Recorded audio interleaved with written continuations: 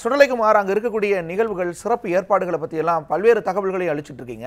வெளிநாட்டினர் எல்லாம் வரக்கூடிய நிலையில சுற்றுலா பயணிகள் எல்லாம் வந்து செல்லக்கூடிய வகையில என்ன மாதிரியான ஏற்பாடுகளும் செய்யப்பட்டிருக்கு சுடலை? நிச்சயமாக அதாவது மதுரை மாவட்டத்தை பொறுத்தவரையில் பாலமேடு இந்த அலங்காநல்லூர் இரண்டு பகுதிகளுக்கும் பல்வேறு வெளிநாடுகளிலிருந்து சுற்றுலா பயணிகள் வந்து அதிக அளவில் இந்த ஜல்லிக்கட்டை பார்வையிடுவதற்காக வருகை தருகிறார்கள்.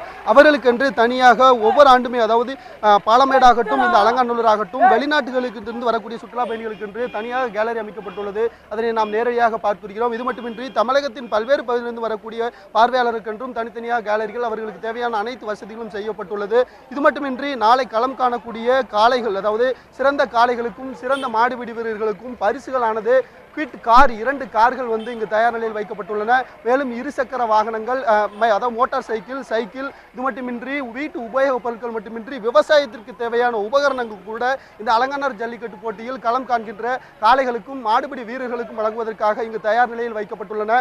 நாளைய தினம் கோலாகலமாக துவங்க உள்ள இந்த ஜல்லிக்கட்டு போட்டியில் தேவையான அனைத்து ஏற்பாடுகளும் மாவட்ட நிர்வாகத்தின் சார்பில் தற்பொழுது துணை ஆட்சியர் நேரடியாக இந்த பகுதியை பார்வையிட்டு ஆய்வு மேற்கொண்டு வருகிறார். மேலும் வருவாய்த்துறை அதிகாரிகள், காவல்துறை அதிகாரிகள், இந்த அலங்காநல்லூர் கிராம கமிட்டியினரும் தொடர்ந்து இங்கு முகாமிட்டு சிறப்பாக நாளைய தினம் இந்த உலக புகழ் பெற்ற ஜல்லிக்கட்டு போட்டியை நடத்துவதற்கான அந்த ஏற்பாடுகளானது மும்முரமாக நடைபெற்று வருகிறது.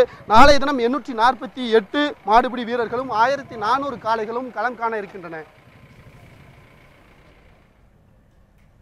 சுடலைக்குமார் ஏற்கனவே இது போன்ற ஜல்லிக்கட்டு போட்டிகளின் போது அங்கு அமைக்கப்படக்கூடிய கமிட்டிகள் முதற்கொண்டு உயர்நீதிமன்ற மதுரை கிளை ஒரு வழிகாட்டுதலை ஏற்படுத்தி இருக்கிறாங்க. அவனியாபுரம் ஜல்லிக்கட்டு போட்டியின் போது அந்த மாதிரியான ஒரு வழிகாட்டுதல் குழு வந்து உருவாக்கி இருந்தாங்க. அங்கே சாதி மத பேதமெல்லாம் இருக்கக்கூடாது, அந்த மாதிரியான விஷயங்கள்லாம் சொல்லியிருந்தாங்க.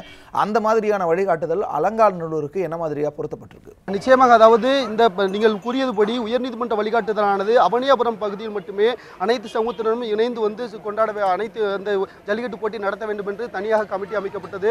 ஆனால் பாலமேடு மற்றும் இந்த அலங்காநல்லூரை பொறுத்தவரையில் கிராம கமிட்டியினர் மிகவும் ஒற்றுமையாக இந்த போட்டியை ஜல்லிக்கட்டு போட்டியை ஒவ்வொரு ஆண்டும் தொடர்ந்து நடைபெற்று வருகிறார்கள். அதே போன்றுதான் இந்த ஆண்டும் நாளை நடைபெற இருக்கின்ற இந்த ஜல்லிக்கட்டு போட்டியை சிறப்பாக நடைபெறுவதற்காக இந்த அலங்காநல்லூர் கிராம கமிட்டி மற்றும் வருவாய்த்துறையினர், காவல்துறையினர், தீயணைப்புத்துறையினர், அரசின் பல்வேறு துறைகளும் இணைந்து இந்த ஜல்லிக்கட்டு போட்டியை சிறப்பாக நடத்துவதற்கான அனைத்து வசதிகளும் தற்பொழுது தயார் நிலையில் உள்ளன.